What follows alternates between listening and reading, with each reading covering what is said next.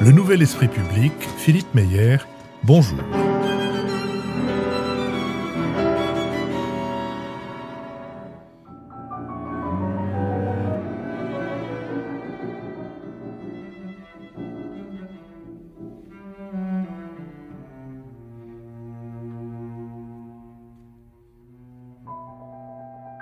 Bonjour, merci de nous avoir rejoints pour ce Nouvel Esprit Public au cours duquel nous allons tenter d'éclairer certains aspects de l'actualité avec François Bujon de l'Étang, ambassadeur de France, Nicole Niesotto, vice-présidente de l'Institut Jacques Delors, Marc-Olivier Padis, directeur des études de la Fondation Terra Nova et Richard Verly, correspondant à Paris du quotidien en ligne suisse Blick.fr. Nous sommes partenaires de l'hebdomadaire Le 1 qui a pour titre « Où est passé notre sommeil ?» Il est ainsi chapeauté. Plus d'un Français sur deux se sentirait fatigué. De fait, le temps de sommeil moyen ne cesse de reculer sous les assauts des écrans et d'horaires de travail de plus en plus déstructurés. Le bien dormir s'impose désormais comme un enjeu de société. Le professeur Damien Léger, patron du Centre du sommeil et de la vigilance de l'Hôtel Dieu, fait le point dans ce numéro sur l'épidémie de dette du sommeil qui affecte notre société et sur les dangers dont elle est porteuse. Dans notre série Si c'est pour la culture, on a déjà donné, nous mettrons en ligne mercredi le dernier épisode de notre rencontre avec le baryton basse Jean-Philippe Lafont. Il n'y a pas d'enregistrement public en mai. Le théâtre de l'école alsacienne retentit à cette époque des concerts et des représentations théâtrales données par les élèves. Notre prochain enregistrement public aura lieu le dimanche 23 juin. La date est éloignée, mais vous pouvez déjà vous inscrire sur notre site. Toutes nos émissions font l'objet d'un compte-rendu analytique, d'un compendium, auquel vous pouvez vous abonner gratuitement. Vous le recevrez dans votre boîte aux lettres de courriel chaque mercredi. Enfin, comme j'ai eu l'occasion de le dire aussi solennellement que je pouvais la semaine dernière, vos contributions sont indispensables à la continuation de notre podcast. Elles sont reçues avec reconnaissance et déductibles de l'impôt sur le revenu à hauteur de 66% pour les particuliers, 60% pour les entreprises qui sont aussi bienvenues à nous soutenir. Nous commencerons par nous intéresser à la question de la dette et de la dépense publique et à la manière de revoir cette dépense publique, de réviser cette dépense publique. Le 10 avril, le gouvernement a fait évoluer sa prévision du déficit de 4,4% du PIB à 5,1% espéré. Selon les prévisions de Bercy, ce déficit devra revenir à 2,9% en 2027. Il avait déjà sévèrement dérapé à 5,5% au lieu de 4,9% en 2023. Cela en raison principalement des recettes moindres que celles attendues. Au quatrième trimestre 2023, la dette de la France atteignait 3 200 milliards d'euros. Depuis 2017, elle s'est alourdie de près de 1 000 milliards d'euros. Face au mur de la dette, le gouvernement cherche à faire des économies. Après l'annonce de 10 milliards d'euros d'économies précisément en 2024, le ministère des Finances a fixé un objectif de 20 milliards supplémentaires à trouver en 2025 sur l'ensemble des trois postes, État, Sécurité sociale, collectivités locales. La Cour des comptes, elle, évoque 30 milliards d'ici à 2027. Ce chantier des économies à réaliser en 2025 est déjà ouvert. Des audits de la dépense ont été pour partie rendus au gouvernement, qui décidera des suites à leur donner d'ici la fin de l'été. Quelques pistes sont déjà dans le débat public, comme la réforme de l'assurance chômage, les crédits d'impôt, les dispositifs de sortie de crise, les politiques de l'emploi et de la formation professionnelle, la revalorisation automatique des prestations sociales indexées sur les prix, à commencer par les retraites. La piste des affections de longue durée a été écartée. L'économiste Jean Pisani-Ferry estime que si le péril financier n'a rien d'immédiat, il doit conduire à un réexamen collectif du budget et de son financement, sans exclure ni emprunt, ni impôt, ni réduction. Selon lui, en valeur 2025, ce sont 150 milliards qu'il faut trouver dans les années à venir afin d'assainir les finances publiques et de financer les priorités nouvelles. Priorités précisées par l'économiste Olivier Blanchard, qui distingue trois composantes dans le déficit, celles liées aux dépenses traditionnelles, allocations chômage, retraite, paiement des fonctionnaires, celles liées à la défense contre la Russie et à la lutte contre le réchauffement climatique, et enfin celles liées au soutien de l'activité en cas de ralentissement. Pour lui, le plan doit clairement être de diminuer les premières, d'augmenter les dépenses liées à la défense et au climat, qui sont vitales à court et à long terme, et de soutenir l'économie si nécessaire. Le président de la République, jugeant le débat anxiogène, souhaite que l'accent soit mis sur les recettes supplémentaires à engranger plutôt que sur les coupes. Il a rejeté l'idée de présenter des mesures d'économie dans le cadre d'un projet de loi de finances rectificatif qui aurait nécessité un examen parlementaire et nous donner éventuellement donner prise à une censure. Des mesures seront présentées en Conseil des ministres le 17 avril, débattues au Parlement le 29 et le 30. Le verdict des agences de notation qui doivent actualiser la note du Crédit français tombera dans quelques semaines. L'agence Moody's a d'ores et déjà estimé improbable que le gouvernement atteigne son objectif de déficit de 4,4% du PIB en 2024 et de moins de 3% en 2027. Sur cette question, Marc-Olivier Padis. Vous avez indiqué, Philippe, un calendrier très resserré sur ce sujet, alors que ce n'est pas du tout un sujet de court terme. En fait, on ne peut pas s'en sortir avec cette question de la dépense publique si on ne s'inscrit pas dans un minimum de durée, au moins de moyen terme. Ce sont des choix d'orientation à faire qui devraient faire l'objet de négociations sur plusieurs années et un plan, et même l'interview de Jean Pisani-Ferry que vous indiquiez à l'instant, dit qu'il faudrait enjamber l'échéance de 2027, ce qui pose une question politique, bien entendu.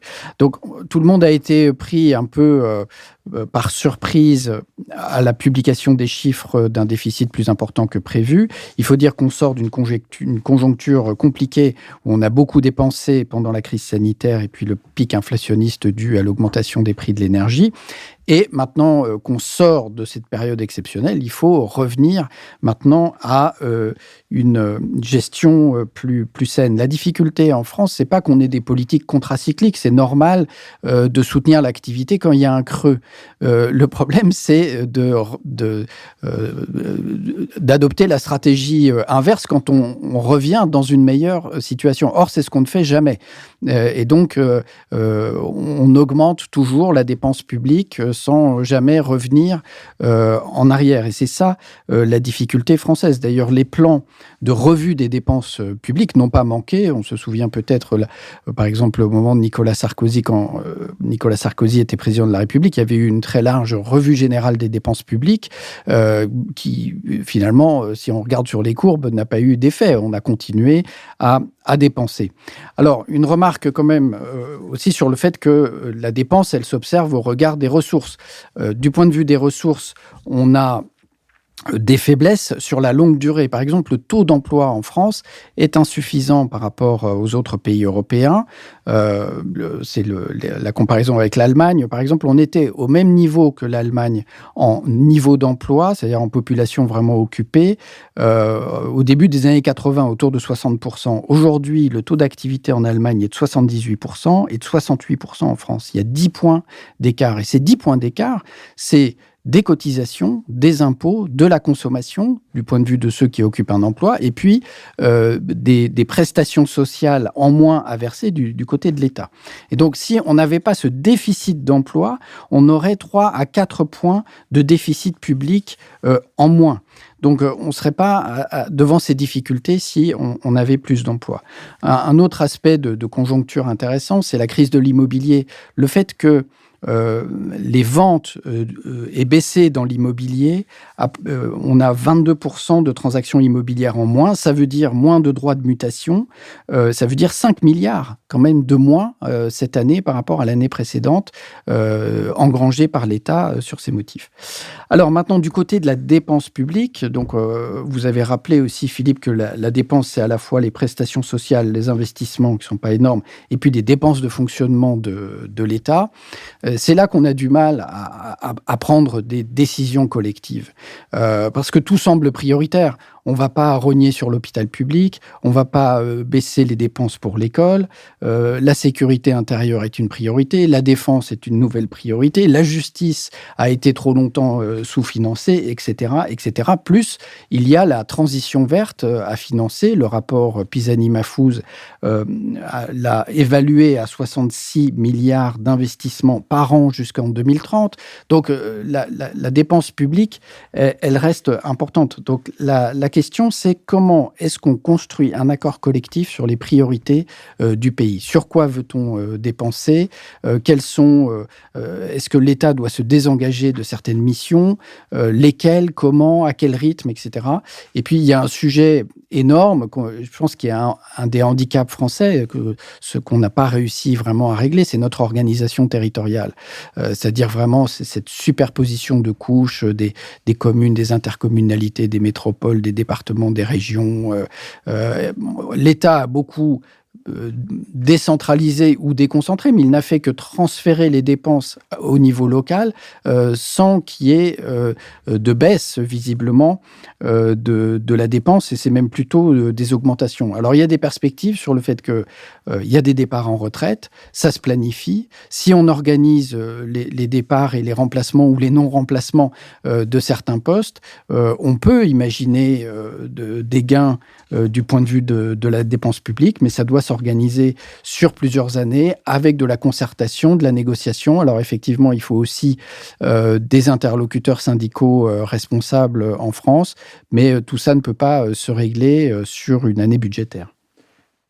Richard Verly. Peut-être revenir d'abord sur les chiffres, parce que aujourd'hui, Bruno Le Maire, ministre des Finances depuis 7 ans, qui donne l'impression de découvrir avec surprise l'ampleur du déficit français, affiche la nécessité de réduire les dépenses publiques de 20 milliards. C'est le chiffre qui est affiché, disons, dans l'exercice notamment de cette année et de l'année prochaine. Sauf que si la France veut revenir dans les clous budgétaires du traité de Maastricht, je ne dis pas que ces clous sont justifiés, je dis qu'ils sont là, ils sont posés. C'est-à-dire les 3% de déficit public, ce n'est pas 20 milliards d'économies qu'elle doit faire, c'est 190 milliards. Donc c'est ce chiffre-là qui est important. Tant que ces clous existent, au moins ils ont l'avantage de permettre des éléments de comparaison. 190 milliards d'euros d'économies budgétaires, la France ne peut pas les faire. Elle ne peut pas les faire, c'est absolument impensable. Et dès lors, moi, je pense que 2 questions se posent et qu'il va falloir affronter. Premièrement, est-ce que l'État français est structurellement trop dépensier ? Structurellement. Personnellement, je pense que la réponse est oui. Parce que Marc-Olivier a raison de dire qu'on ne peut pas rogner sur les hôpitaux, on ne peut pas rogner sur l'éducation, on ne peut pas rogner sur la sécurité. Mais alors, dans ce cas, on fait quoi ? Dans ce cas, on accepte en permanence que l'État dépense trop. Si on accepte que l'État dépense trop, ça veut dire qu'on accepte, in fine, de dépendre de plus en plus des marchés financiers, même si je sais qu'on va répondre que l'épargne des Français est à peu près à hauteur de 6 000 milliards d'euros, c'est-à-dire le double du montant de la dette. Mais la réalité, c'est que plus on emprunte, plus on va dépendre des marchés financiers internationaux. Et est-ce que c'est une bonne nouvelle pour la France qui veut continuer de conduire une politique étrangère, notamment souveraine, et d'être leader en Europe, je me pose quand même la question. Donc, premier point, l'État est structurellement dépensier, donc désolé, mais je crois que, y compris dans des secteurs très sensibles comme la santé, comme l'éducation, il va falloir à un moment donné se dire que peut-être l'argent est mal dépensé. Et ce problème de la mauvaise dépense me paraît être un vrai sujet en France. Alors, ce que je lis le plus souvent, et les quelques reportages que j'ai faits sur le terrain, c'est les fameuses strates administratives qui se sont intercalées dans beaucoup de secteurs et qui coûtent de plus en plus cher, alors que l'action sur le terrain et l'efficacité des services publics, elle, a tendance à diminuer. En tout cas, c'est ce que constatent les usagers. Ça, c'est le premier point, c'est la dépense structurelle. Le deuxième point que moi, je trouve très problématique, il n'est pas nouveau, du tout, c'est l'irresponsabilité quand même du personnel politique en la matière. Puisque j'entendais il n'y a pas longtemps à nouveau les Républicains, donc la droite traditionnelle, entonner le refrain de « il faut absolument réduire la dette », etc. Je vous rappelle que Bruno Le Maire lui-même, quand il était candidat en 2016 à l'investiture des Républicains, il a été battu, on le sait, par François Fillon à cette époque, il proposait même par ordonnance, de réduire le déficit budgétaire et de réduire la dette de la France. Donc cette irresponsabilité généralisée de la classe politique française me pose quand même une vraie question. C'est-à-dire, comment peut-on arriver à retrouver un cercle vertueux de finances publiques avec un personnel politique qui, au fond, cède, et ce n'est pas un jugement, c'est un examen factuel, cède à chaque fois que le pays entre en mouvement. Et pour terminer sur ce point, je crois que oui, il y a un problème de crédibilité. Ce dérapage des finances publiques structurelles ne peut pas être sans conséquences. Et je vais donner un seul exemple. Il se trouve qu'assez souvent, en tant que correspondant étranger, je participe à des émissions ou à des débats avec d'autres correspondants étrangers. Eh bien, je peux vous dire qu'aujourd'hui, nos amis italiens, je parle de l'Italie à dessein. Nos amis italiens, les correspondants à Paris, désormais, eh bien, ils disent à la France, ça suffit. Nous, en Italie, on a fait des réformes très dures, les réformes structurelles. L'Italie reste un pays endetté. Mais il est vrai que les Italiens ont fait des réformes très dures. Quand est-ce que la France va faire ces réformes? Quand ça vient de la part de journalistes italiens, on devrait quand même commencer à se poser des questions. Nicole Lisoto. Alors, c'est vrai qu'on a une équation française extrêmement spécifique. Quand on compare la France à l'Union européenne, on a une France, pour les chiffres de 2022, qui est première pour les dépenses publiques, 58% du PIB, première pour les dépenses sociales, 32% du PIB, première pour la première fois première dans le taux de prélèvement obligatoire, 46% du PIB, et première pour le mécontentement citoyen. Il y a quand même quelque chose qui ne va pas dans cette équation française. Et donc, quand on écoute le gouvernement dire il faut réduire les dépenses publiques, on peut penser effectivement ils ont raison, parce qu'il y a à la fois un problème de montant et un problème d'efficacité de la dépense publique. Donc ça, tout va bien. Mais moi, j'ai quand même 3 interrogations. La première, c'est cette tendance à vouloir réduire les dépenses publiques en commençant par les dépenses sociales. Alors, vous vous souvenez, quand Emmanuel Macron venait d'être élu président de la République en 2017, il y avait un débat dans les dîners en ville, c'était de savoir s'il était de droite ou de gauche, avec le « en même temps », ni droite ni gauche, etc. Et là, effectivement, c'est très clair qu'il n'est pas de gauche, qu'il est même plutôt très de droite, parce que je considère que réduire les dépenses publiques en taxant, en essayant de réduire par 2 fois la durée de l'indemnisation chômage, c'est vraiment, pour moi, absolument incompréhensible. Deuxième interrogation, la façon dont les choses sont présentées. Toucher au statut des fonctionnaires, toucher à donc l'indemnisation chômage, toucher à des toutes petites choses, ma prime rénov', à des toutes petits bouts de chandelle, dans un climat très anxiogène sur le plan international où on n'arrête pas de parler de la guerre un peu éventuelle contre la Russie, c'est vraiment faire un cadeau au Rassemblement national, un cadeau politique incroyable, incompréhensible pour moi. Et troisièmement, alors là c'est mon point le plus important, pourquoi ce dogme, ce tabou, ce veto absolu de la non-augmentation des ressources fiscales? Parce que Marc-Olivier Pédis l'a dit au début, les dépenses publiques doivent se mettre en fonction des recettes publiques. Or, il y a une espèce de tabou, et le président l'a répété encore il y a quelques jours, on n'augmentera pas les impôts en France. Très bien, je pense que c'est sa marque de fabrique contre François Hollande. Je crois qu'il veut absolument tenir ce truc. Mais, il y a quand même un problème de l'imposition en France, et je voudrais me référer à 2 choses. Premièrement, il y a une étude de l'Institut des études politiques où participent énormément d'économistes, de la London School of Economics, du Cercle des économies, notamment Gabriel Zucman, qui est le descendant de Daniel Cohen, si je puis m'exprimer ainsi, qui montre qu'en France, il y a une vraie injustice fiscale. Ce n'est pas une question d'idéologie. Il y a une vraie injustice fiscale, au sens où l'impôt est progressif en fonction des revenus jusqu'à le 0,01% de la population. Donc, plus vous êtes riche, plus vous payez en pourcentage d'impôts.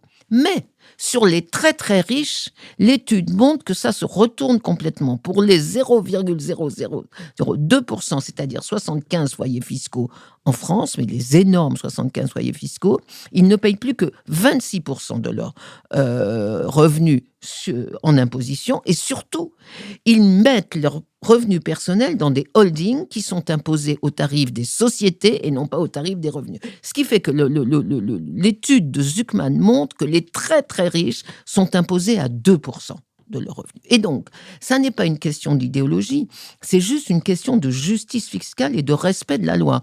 Pourquoi ce gouvernement ne fait pas en sorte que les très très très très riches respectent la loi sur la progressivité de l'impôt? Ça me paraît absolument incompréhensible, d'autant, et je termine par là, que ces très riches, ces millionnaires et milliardaires mondiaux, depuis 2 ans, envoie à Davos tous les ans une lettre aux chefs d'État et de gouvernement présents à Davos, dont j'ai ici un extrait, dont 2 Français, mais on ne sait pas qui sont les milliardaires français qui ont participé à cette lettre, et qui leur disent « taxez-nous ». Juste une toute petite question. Je ne voulais pas vous empêcher de lire la lettre, je voulais vous dire que parmi les 2 Français, il n'y avait pas moi. La lettre s'appelle « Fier de payer » et elle dit ceci. Payer plus d'impôts ne modifiera pas fondamentalement notre niveau de vie, ne privera pas nos enfants et ne nuira pas à la croissance économique de nos nations, mais l'inégalité a atteint un point de bascule et son coût pour notre stabilité économique, sociétale et écologique est si grave, il s'accroît chaque jour. En bref, nous devons agir maintenant. Et donc, dire que si on les taxe, ces ultra-riches, ils vont partir à l'étranger, c'est vraiment une hypocrisie totale. D'abord, ils sont patriotes, ils ont donné 100 millions ou 200 millions pour Notre-Dame, ils ont donné pour certains 600 millions pour les Jeux Olympiques, et donc moi je crois qu'il faut faire confiance à nos ultra-riches et avoir une recette peut-être exceptionnelle, mais en tout cas, arrêter de dire que les pauvres chômeurs doivent permettre de résoudre les dépenses publiques, c'est absolument scandaleux. François Bujon de l'Étang. Excusez-moi, ma voix me fait défaut. Avec le peu qui m'en reste, je vais dire à Nicole qu'elle ne m'en voudra pas, j'espère, si je lui dis que je suis en total désaccord avec elle. Non pas parce que je fais partie des très très riches, hélas, ce serait une bonne explication, mais je ne peux pas y souscrire. Mais parce que je pense que le problème de la taxation des très riches n'est absolument pas à la mesure du problème de déficit de la dépense que nous avons, et que Richard a très bien résumé. Nous sommes un pays qui est structurellement dépensier et qui oublie structurellement une règle très simple de tous les budgets, y compris les budgets domestiques, et je suis sûr que le vôtre y répond, cher Nicole, c'est que d'une façon générale, les recettes doivent être égales ou supérieures aux dépenses. C'est un point très fondamental que l'État français ignore depuis Louis XIV d'ailleurs, mais jusqu'à nos jours apparemment. Et au fond, moi je m'étonne que la découverte de l'ampleur du déficit et d'un problème structurel de dépenses, qui est aujourd'hui au premier plan de toutes les préoccupations, ait pu être considérée avec étonnement. Je m'étonne qu'on s'étonne, car en réalité, depuis l'arrivée de M. Macron à l'Élysée, il est évident que nous avons un énorme problème de finances publiques. Il est d'ailleurs très antérieur. Tout le monde se souvient, mais on ne le rappelle même plus aujourd'hui, que en 2007, le Premier ministre de l'époque, qui s'appelait François Fillon, a déclaré qu'il prenait les commandes d'un pays en faillite. Et il s'est fait d'ailleurs rappeler à l'ordre très vigoureusement par le président de l'époque, qui s'appelait Nicolas Sarkozy. Mais ce qui était vrai en 2007 l'est évidemment encore beaucoup plus en 2024, puisque en 2007, le déficit, la dette publique française était de 1,2 milliard, de 1200 milliards de dollars, d'euros, 1200 milliards d'euros, alors qu'en 2017, la hausse, il est de 10 fois plus. Il est 10 fois plus. Très exactement, on en est à 3 200 milliards d'euros, c'est-à-dire qu'il faut augmenter par 2,5 et que c'est 10 milliards de plus que ce qu'avait trouvé Fillon à l'époque. Comment peut-on s'étonner du fait que, alors que pendant 7 ans, l'administration Macron, comme on dirait aux États-Unis, ne s'est pas du tout préoccupée du bon état des finances publiques, on découvre aujourd'hui brusquement qu'il y a un problème. Et le problème, Richard a raison, il est structurel, il n'est pas conjoncturel. Bien sûr, on va dire, le gouvernement a été contraint de faire une politique du chèque parce qu'il est allé de crise en crise, et depuis les gilets jaunes jusqu'aux agriculteurs.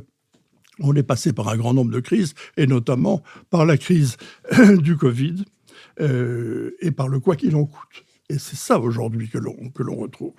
Alors voilà, c'est une première remarque. La France fait face aujourd'hui à un très gros problème et sa crédibilité, notamment en Europe, est très atteinte par ce problème.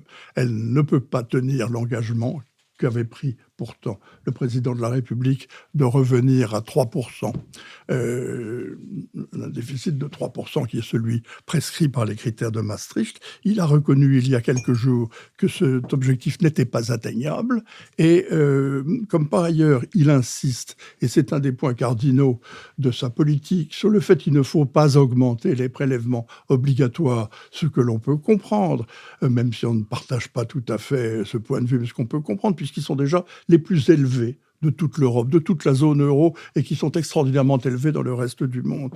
Eh bien, il n'y a pas 36 solutions, il faut baisser les dépenses. Si vous ne pouvez pas augmenter les recettes, vous devez baisser les dépenses. Alors en fait, le débat auquel nous assistons pour l'instant est un débat assez simple, parce qu'il passe en revue une longue liste de dépenses qui ressemble vraiment aux recettes de Tante Philomène. Alors on dit on peut faire ceci, on peut faire cela, on peut agir sur l'assurance chômage, disent les uns. Oui, mais il faut respecter la justice sociale, disent les autres. Donc il vaut mieux s'occuper d'un autre type de dépenses. Alors on peut instaurer une règle d'or budgétaire. C'est un peu un concours l'épine des propositions aussi. Instaurons une règle d'or budgétaire qui dira, ou instaurons un bouclier fiscal. Voilà, ça c'est une autre variante de la même idée. Luttons contre la fraude sociale. Réexaminons l'opportunité de privatiser une partie de la charge des retraites en recourant à un autre dogme français que j'ai du mal à comprendre pour ma part. On écarte toute retraite par capitalisation, alors que les seuls régimes de retraite qui aujourd'hui ne sont pas trop en déficit sont ceux qui ont fait appel pour partie à des ressources de capitalisation, comme par exemple la retraite des fonctionnaires. Mais ça continue d'être encore une vache sacrée qu'il est absolument interdit d'abattre. On ne veut pas toucher à la retraite par répartition. C'est une erreur fondamentale. Donc, il faut bien se pencher sur des problèmes qui sont des problèmes structurels. Je pourrais continuer la liste des recettes de Tante Philomène. Il y en a beaucoup, mais je suis étonné que le débat, et c'est là où je rejoins la sévérité du jugement que vous avez porté, Richard, sur la classe politique française, personne ne se préoccupe du structurel, vraiment. On recherche la recette, l'économie de ceci, le bout de chandelle de cela, et personne ne se penche, en fait, sur les problèmes fondamentaux, qui sont le montant de la dépense sociale, effectivement, qui sont les plus élevés d'Europe, et qui sont le millefeuille administratif invraisemblable, qui fait qu'aujourd'hui, quand on déplore qu'on ait créé trop de postes de fonctionnaires, on s'aperçoit que ce sont largement des fonctionnaires locaux ou qu'il y a de nouvelles dépenses, ce sont largement des dépenses locales. Donc le problème ne va pas nous quitter de sitôt. Richard Verlet. Oui, je voudrais juste apporter un point complémentaire. On sait que l'inefficacité de la dépense publique, parce qu'à mon avis, il y a un grand problème d'inefficacité de la dépense publique en France, elle génère du mécontentement social. Ça a été dit, on sait que les Français sont en colère parce qu'ils constatent que leur service public ne fonctionne pas, alors que on leur dit sans cesse qu'on injecte davantage de moyens et davantage de budget.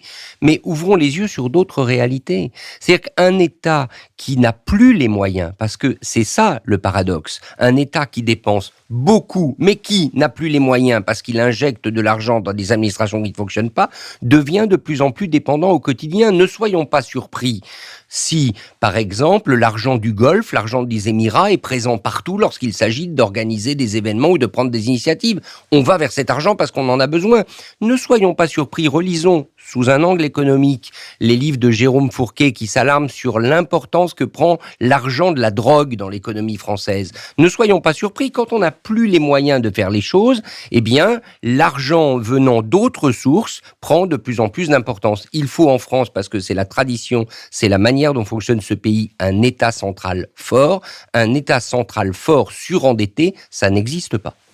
Je vous remercie. Je vous propose que nous passions, décidément, je crois que le printemps a sur les voix en général Oui, absolument. un effet qui doit être dû au pollen. En tout cas, intéressons-nous à l'éventualité, à la perspective redoutable, juste ou fausse, d'une prochaine guerre, mais cette fois entre Israël et l'Iran. Le 1er avril, des frappes attribuées à l'aviation israélienne ont entièrement rasé le consulat iranien à Damas, la capitale syrienne. Elles ont tué 13 personnes, dont plusieurs gardiens de la Révolution et 2 commandants de la force Al-Rod, parmi eux le plus haut gradé des gardiens de la Révolution, Mohamed Rea Zahedi, général expérimenté en charge des opérations en Syrie et au Liban voisin. Une frappe prenant pour cible une enceinte diplomatique ou même un bâtiment semi-officiel contigu représente une escalade qui pourrait avoir des conséquences importantes. Ce faisant, Israël a franchi une ligne, estime Ali Vaez, analyste de l'International Crisis Group. Le président iranien Ebrahim Raisi a affirmé que ces frappes, je cite, ne resteraient pas sans réponse.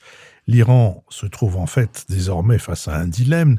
Une riposte pourrait provoquer un conflit ouvert avec Israël et un embrasement régional, scénario que Téhéran cherche à éviter depuis le début de la guerre dans la bande de Gaza le 7 octobre 2023, en laissant ses alliés au sein de l'axe de la résistance, le Hezbollah libanais, les milices irakiennes et les houthistes yéménites, attaquer seul l'État hébreu en soutien du Hamas. Mais ne pas répondre pourrait ternir la réputation du régime au sein de cet axe et réduire à néant son pouvoir de dissuasion face à Israël. Depuis le début de la guerre civile en Syrie en 2011, Israël a mené des centaines de frappes dans ce pays contre des positions du pouvoir syrien, des groupes pro-iraniens comme le Hezbollah libanais et des cibles militaires iraniennes, tout en prenant soin de ne pas tuer de ressortissants de la République islamique afin d'éviter une confrontation plus large. Les États-Unis ont tenu à faire savoir à Téhéran qu'ils n'étaient pas impliqués dans le raid de Damas. La Russie et la Chine ont dénoncé vigoureusement cette frappe qualifiée d'inacceptable par Moscou, qui soutient le régime de Bachar el-Assad à Damas. De son côté, l'Union européenne s'est contentée d'appeler à la retenue. Afin de ne pas être surprise par des représailles, l'armée israélienne a annoncé avoir renforcé les unités de défense aérienne, mobilisé des renforts de réservistes, suspendu des permissions dans toutes les unités combattantes et brouillé des signaux GPS afin de perturber d'éventuels vols de missiles iraniens ou du Hezbollah. L'Iran dispose de missiles d'une portée de 2000 km, susceptibles d'atteindre des cibles stratégiques comme le ministère de la Défense à Tel Aviv ou le quartier des ministères à Jérusalem, mais aussi des raffineries, des centrales électriques, des hôpitaux. Sur cette question, Nicole Liesotto. Oui, on est à un moment certainement très grave de la situation au Moyen-Orient. Alors plutôt que de faire des pronostics sur guerre ou pas, alors que la guerre existe déjà entre Israël et l'Iran, moi, je voudrais, si vous le permettez Philippe, commencer par faire un tout petit point d'histoire pour pouvoir analyser plus profondément les enjeux de ce conflit. Premier point, Israël et l'Iran ont été des grands partenaires dans la région. Ce sont les 2 peuples les plus minoritaires dans le monde arabe, et donc il y a eu, pendant les années 70, 80, 70, une très grande coopération stratégique entre Israël, l'Iran et même la Turquie. Ceci s'arrête à partir de 2 événements. L'un en Iran, la révolution de 79, où le nouveau régime des mollahs fait de l'abolition de l'État d'Israël un de ses objectifs. Et le Khomeini dit à l'époque, nous sommes antisionistes, mais nous n'avons rien contre le peuple juif. Donc, ce qui veut dire que c'est vraiment l'État d'Israël qui devient leur ennemi, le petit Satan. Et deuxième événement qui change la donne, c'est 2003, l'attaque des États-Unis sur l'Irak. Pourquoi ? Parce que c'est cette attaque, en détruisant l'Irak, qui crée la puissance iranienne. D'ailleurs, pendant la guerre Irak, les Israéliens armaient l'Iran en secret pour justement maintenir ces 2 pays en guerre, de façon à ce qu'il n'y en ait jamais un qui soit plus puissant que l'autre et qu'ils se fassent la guerre éternellement. Et donc, ces 2 événements, la révolution des mollahs et la destruction de l'Irak, ont créé une puissance iranienne hostile à Israël et un état de guerre indirecte entre ces 2 pays. Ça, c'est la base historique. Alors, sur cet état de guerre indirect, il y avait une stratégie israélienne qui était très claire, qui était sur le qui était, interdiction de l'arme nucléaire à l'Iran, avec cette doctrine israélienne que je trouve très subtile, qui disait « Israël ne sera pas le premier pays à introduire l'arme nucléaire au Moyen-Orient, mais il ne sera pas le deuxième non plus ». Ça, c'était donc la position très claire d'Israël. Et deuxièmement, donc, un encerclement de l'Iran, le plus en plus, par des accords avec les États arabes depuis 2006, les fameux accords d'Abraham. La stratégie était assez claire. Du côté de l'Iran, la stratégie de guerre indirecte était assez claire aussi. Faire la guerre à Israël par des proxys, des amis, le Hezbollah, les Houthis maintenant en mer Rouge, les chiites en Syrie. Et deuxièmement, le terrorisme, comme on peut, quand on veut. Ceci n'a pas été remis en cause par l'attentat du 7 octobre.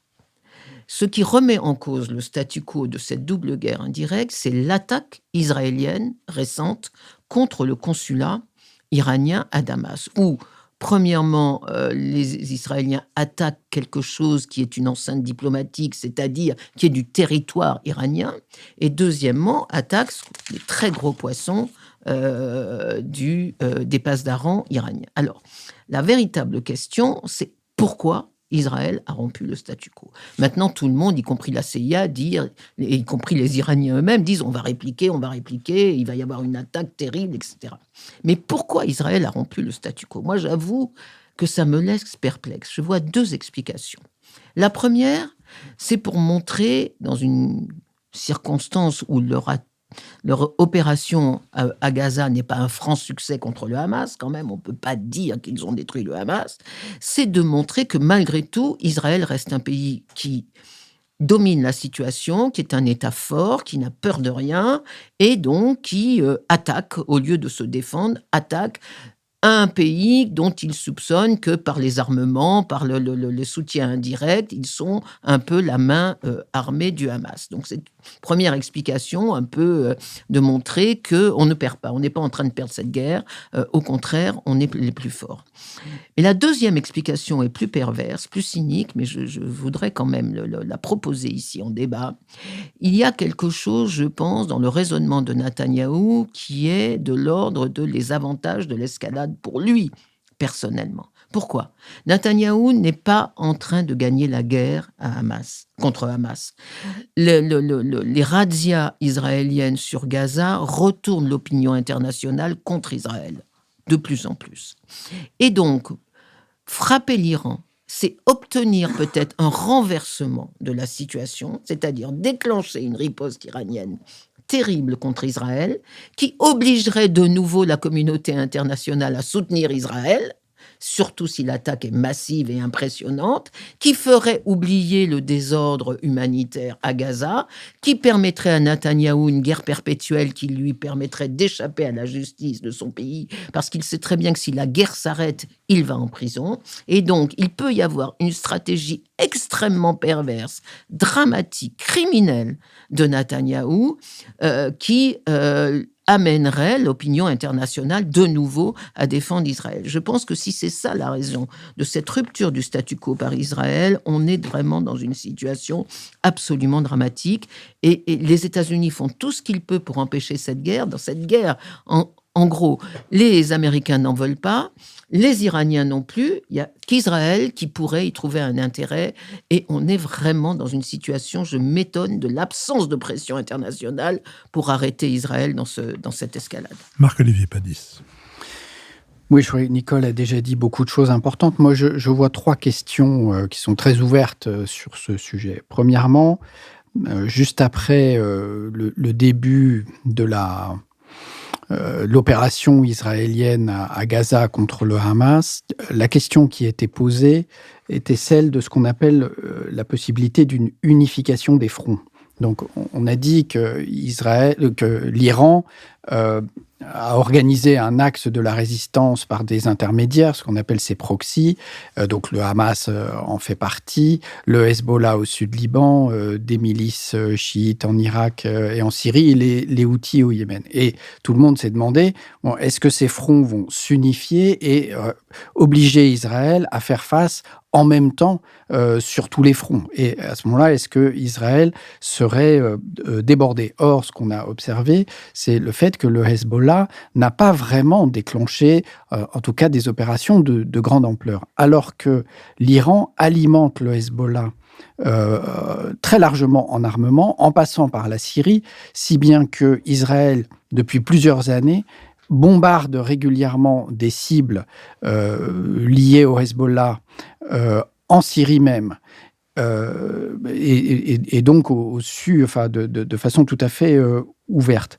Et donc la question, c'est pourquoi est-ce que le Hezbollah n'a pas déclenché vraiment une offensive d'ampleur contre Israël? Une des réponses, c'est le fait que les Américains ont positionné un porte-avions au large du Liban pour couvrir la situation et empêcher une escalade à cet endroit-là. Mais donc la question qui est posée, c'est est-ce que cette unification des fronts va avoir lieu maintenant en riposte à l'action israélienne ou pas? La deuxième question, c'est quel est le statut de ces proxys, de tous ces intermédiaires que l'Iran entretient dans l'environnement proche d'Israël. À quoi est-ce que ça sert exactement?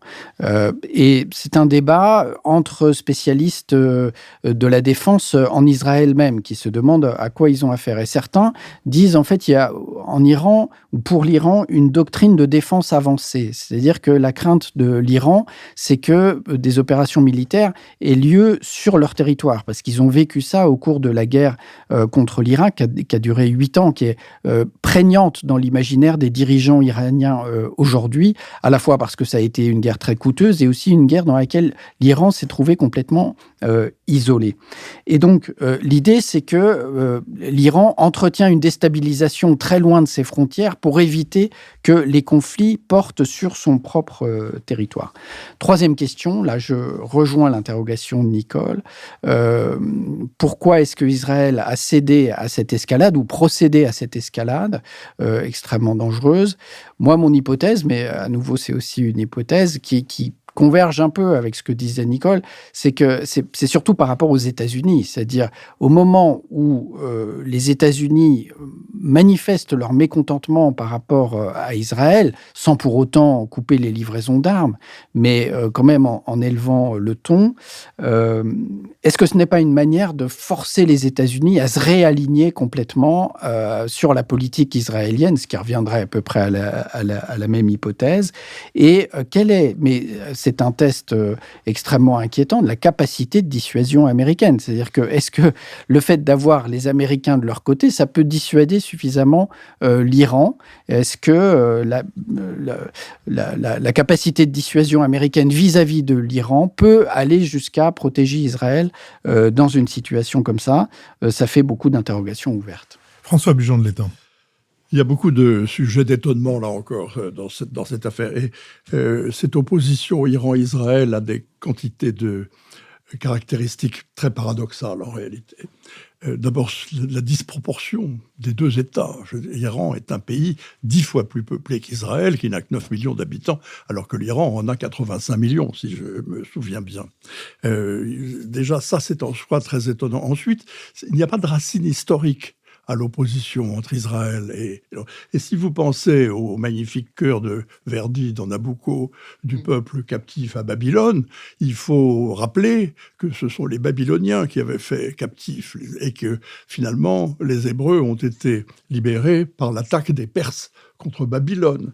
Il ne faut pas tout mélanger. Il n'y a pas de racine historique. En 1948, lorsque Israël a proclamé son indépendance, il y a 2 pays musulmans non arabes qui s'en sont très bien accommodés. La Turquie, qui a été l'un des premiers à reconnaître l'indépendance d'Israël, et l'Iran du Shah, qui est resté très proche, vous l'avez rappelé, Nicole, d'Israël. Donc, pas de vraie racine. Et en réalité, si vous plongez dans une histoire plus récente, vous découvrez que les grands adversaires de l'Iran, c'est l'Occident d'une façon générale, avec un O majuscule. Et Israël est évidemment considéré par les Persans et par l'Iran comme une partie de l'Occident, un pion avancé de l'Occident au Moyen-Orient. Mais les adversaires récents, ça a été l'Irak avec cette épouvantable guerre qui a quand même fait 1 million de morts, et l'Arabie saoudite qui est vraiment l'adversaire structurel de l'Iran, parce qu'il veut être le leader du monde sunnite, alors que l'Iran se voit en leader du monde chiite. Et c'est très intéressant de penser que c'est le rapprochement d'Israël avec l'Arabie saoudite et la perspective de voir une normalisation des relations entre ces deux États, qui a mis en mouvement la diplomatie iranienne et a amené celle-ci à chercher à reconstruire des passerelles avec l'Arabie saoudite. Donc on est en plein paradoxe. Et cet affrontement se traduit par une guerre indirecte, en effet, une guerre par personne interposée. Vous avez parlé des proxies, qui est le franglais pour désigner les marionnettes qu'agite périodiquement l'Iran. Il y en a 3 en réalité. Il y a les Houthis au Yémen, il y a le Hezbollah au Liban, et il y a les milices irakiennes pro-Iran qui sont évidemment autant de marionnettes dans la main de Téhéran. Mais c'est eux que l'Iran met en avant. L'Iran prend soin de ne pas tirer de missiles jusqu'à présent sur le territoire israélien. Et quand Israël fait une opération même très très risquée, comme celle qu'elle a menée à Damas contre les commandants de la force Al-Quds, elle le fait sur un autre territoire que celui de l'Iran. Et ça fait partie de cette espèce de jeu d'échecs auquel l'Iran et Israël se livrent depuis déjà pas mal d'années. On se bat par des proxies, par des intermédiaires interposés, et on se bat sur les territoires de puissance tierce, mais pas sur le territoire israélien, ni sur le territoire iranien. Alors, cette espèce d'étrange équilibre est évidemment très, très fragile. Et est-ce qu'on peut basculer dans une confrontation directe ou une guerre directe ?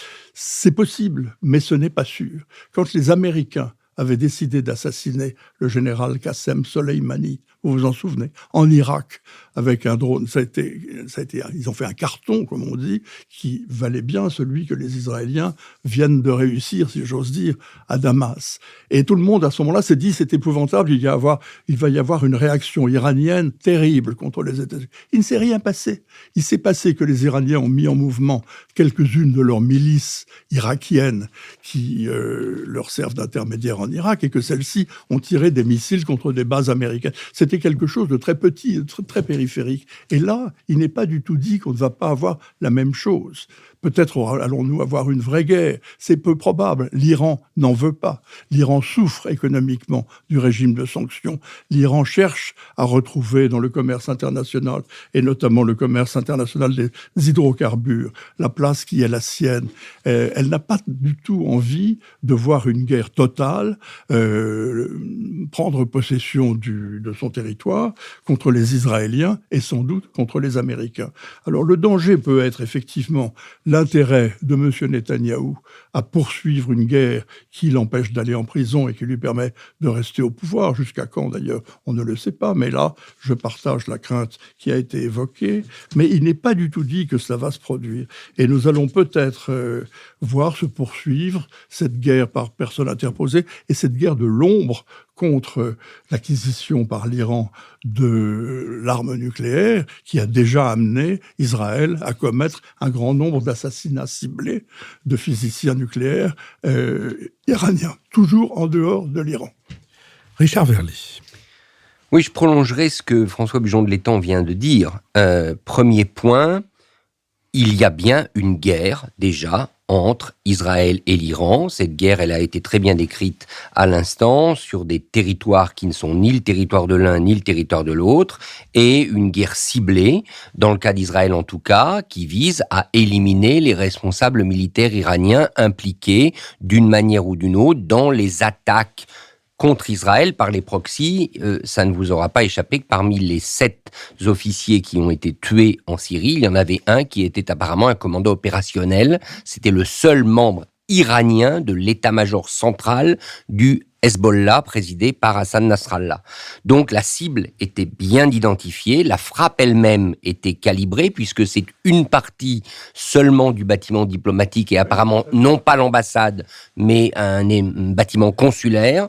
Bref, cette guerre, elle est là pour durer. Les Américains, d'ailleurs, y participent, ça vient d'être dit, puisque la frappe contre le général Qassem, qui a tué le général Qassem en janvier 2020 à Bagdad, elle était du même type. Et je rappelle aussi que le 25 décembre 2023, c'est-à-dire Noël dernier, il y a eu une frappe qui a été fatale à un autre brigadier général iranien. Donc, la guerre, elle existe et elle va se poursuivre dans des conditions qui sont à la portée d'Israël et qu'Israël maîtrise très bien, puisqu'ils ont pour ça les armes, les renseignements.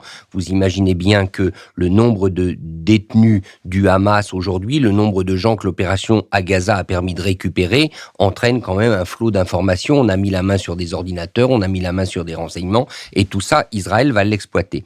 Après, la question que ça pose, c'est les répercussions. Et moi, je pense que je vois deux risques majeurs qu'Israël, en tout cas le gouvernement israélien, est prêt à prendre, et ils sont quand même très inquiétants. Enfin, j'en vois même trois. Le premier risque, c'est habituel avec l'Iran, on connaît ça, c'est le terrorisme.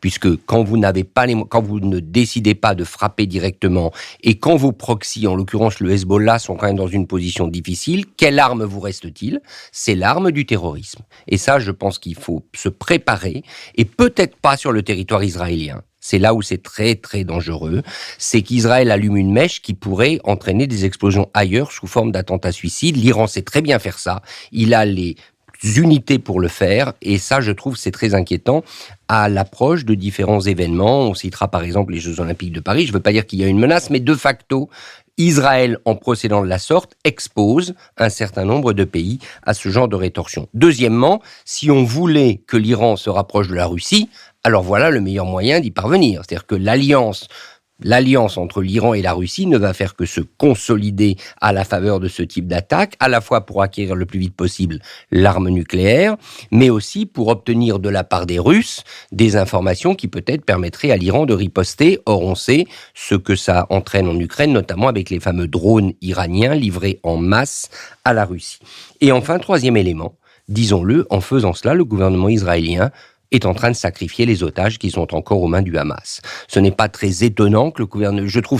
très étonnant, je me contredis. Je trouve ça très étonnant que le gouvernement israélien ose dire aujourd'hui que le Hamas n'accepte pas la trêve qui lui est proposée. Le Hamas, il est très largement dans les mains de l'Iran. On le savait après la guerre, il l'est encore plus maintenant, pour des tas de raisons. Bien évidemment, le Hamas va être sur une position très très dure, ce qui reste du Hamas après ce qui vient de se passer en Iran.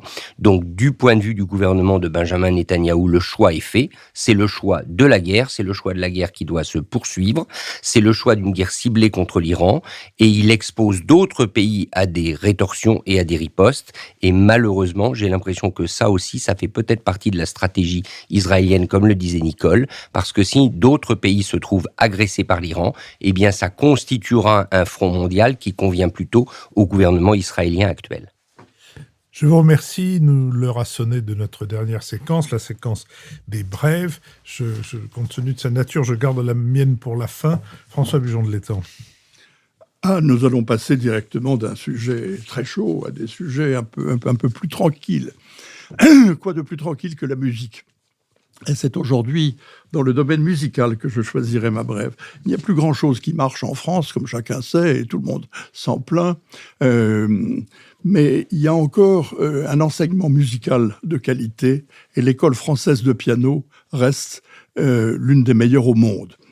Lucas Debargue est un pianiste français qui, depuis le temps qu'il a 25 ans, en a 35 d'ailleurs maintenant, qui a été médaillé au concours Tchaïkovski en 2015, et qui continue à nous éblouir par la qualité de son jeu.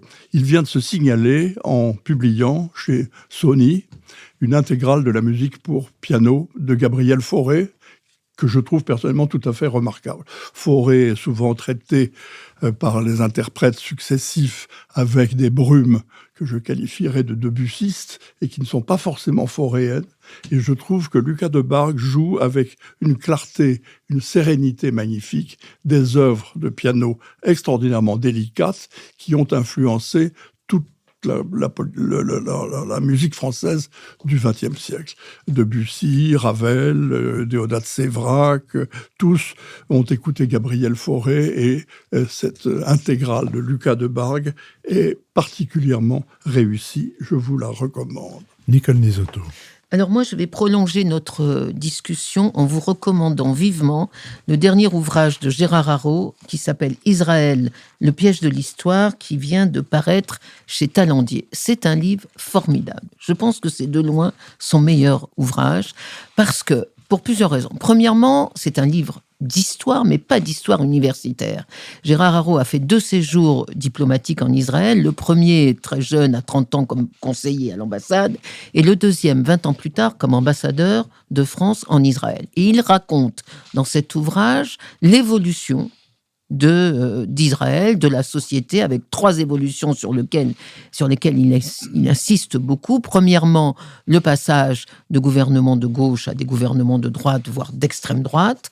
Deuxièmement, le passage d'une culture ashkénaze à une culture séfarade. Et troisièmement, le passage d'une communion dans le souvenir de l'Holocauste à une religion fondée sur l'histoire éternelle de la Bible et donc non négociable. Et c'est ces 3 passages qui expliquent à ses yeux la radicalisation aujourd'hui du gouvernement israélien, de la politique israélienne depuis un certain nombre d'années, maintenant que la droite est au pouvoir. Et un des points d'application de ces évolutions, c'est effectivement la colonisation en Cisjordanie. Et il a une analyse extrêmement dure de la colonisation en Cisjordanie, qu'il qualifie très durement. Mais c'est un ouvrage tout à fait intéressant, et sa conclusion n'est pas très optimiste, mais sa conclusion est: si l'on veut sortir de cette guerre entre Israël et le peuple palestinien, il faut oublier l'histoire. Pour un historien, pour quelqu'un de féru d'histoire, c'est quand même une conclusion paradoxale, parce qu'effectivement, l'histoire donne raison aux 2 peuples. Les 2 ont raison de dire que c'est leur terre, et donc il faut sortir de l'histoire. C'est pour ça que le sous-titre du livre est Le piège de l'histoire. Je vous le recommande, c'est formidable. Richard Verly. Je vais aussi vous recommander un livre d'histoire qui va sortir tout bientôt. Je crois qu'il n'est pas encore sorti en librairie. C'est le livre que Pierre Servan, analyste assez connu des questions de défense, nous livre sur Dien Bien Phu, les leçons d'une défaite. C'est aux éditions Perrin. Il revient sur cette bataille. Et ce qui est intéressant, et je pense que c'est son objectif, c'est qu'il parle peu de la bataille elle-même. Beaucoup a été écrit. L'occasion d'ailleurs de publier ce livre, c'est le 70e anniversaire de la reddition de Dien Bien Phu le 7 mai 1954. Mais il raconte ce qui se passe dans l'état-major à Paris. C'est au fond qu'est-ce qui a amené ce choix fou, ce choix sidérant du site de Dien Bien Phu comme un point avancé de la guerre française en Indochine, et qu'est-ce qui a emmené la cécité totale des autorités françaises sur la capacité des Vietnamiens, à l'époque aidés par les Chinois, à constituer une armée massive capable de l'emporter. C'est très intéressant, et ça en dit long sur le fait que si une bataille n'est pas menée par des soldats avec l'appui entier et lucide des politiques, elle ne peut pas être gagnée. Marc-Olivier Padis. Un mot sur l'histoire aussi, avec le 2e tome des mémoires de Daniel Cordier, consacré aux années 46-77, sous le titre Amateur d'art, donc chez Gallimard. On se souvient qu'on avait lu La victoire en pleurant sur les années 43-46, donc des mémoires de Daniel Cordier, de secrétaire de Jean Moulin pendant la guerre. Et ce qui est vraiment passionnant, c'est que Daniel Cordier, dès 1945-46, ne veut pas rester dans ce culte de la résistance, apparaître comme un ancien combattant, et il décide de changer complètement de vie. Comme il était rentré très jeune dans la résistance, il n'a pas vraiment de formation, il ne sait pas vraiment quoi faire, il hésite, et puis finalement il découvre la peinture, il découvre qu'il a un coup d'œil, et il devient galeriste. Il se passionne pour l'école de Paris en particulier, et ce qui est vraiment très touchant, d'abord de retrouver la personnalité très attachante de Daniel Cordier, mais c'est aussi la continuité un peu mystérieuse avec Jean Moulin, parce qu'en réalité, c'est Jean Moulin qui l'a initié pendant la guerre à la peinture moderne, qu'il ignorait absolument, et qui lui a ouvert les yeux d'une certaine façon. Et ensuite, Daniel Cordier donc, devient un galeriste parisien important. Il ouvre une galerie aussi à Francfort, à New York. Il participe au projet de création du Centre Pompidou. Et ce qui est aussi passionnant, c'est qu'évidemment, il continue continue à suivre la vie politique. Il voyage en Union soviétique, dont il rapporte ici des pages tout à fait intéressantes. Et puis en 1958, c'est très intéressant de voir sa réaction au retour du général de Gaulle, parce que en tant que résistant, il est absolument un défenseur inconditionnel de Gaulle, et pourtant il est en désaccord avec le retour de Gaulle en 58, et c'est très intéressant de voir l'analyse qu'il en fait. Je vous remercie. En ce qui me concerne, à la suite de mon appel à contribution solennellement diffusé dimanche dernier, le premier courriel que j'ai reçu dit, et je cite, « L'existence d'un débat véritable étant à mes yeux l'une des conditions les plus élémentaires de la vie démocratique, vous entretenez une flamme dont les torrents d'invectives et de fake news contribuent chaque jour à montrer combien elle est fragile et combien elle est nécessaire. J'ai pris ce matin un abonnement mensuel pour soutenir l'effort de guerre. » Je remercie Sophie Jacquin, avec qui cette émission a été préparée, Benoît Carré, qui va en assurer le compendium, Nicolas Tourneau, qui veille au site, tandis que Olivier Magloire est à la manœuvre pour tout ce qui est du financement des contributions de cette émission. Je remercie Adrien Beccaria, qui a enregistré cette émission pour le studio L'Arrière-Boutique, et Julien Neuville, qui l'a produit avec Nouvelles Écoutes. Et je vous donne rendez-vous mercredi pour le dernier entretien avec Jean-Philippe Lafont et dimanche prochain pour un Nouvel Esprit Public.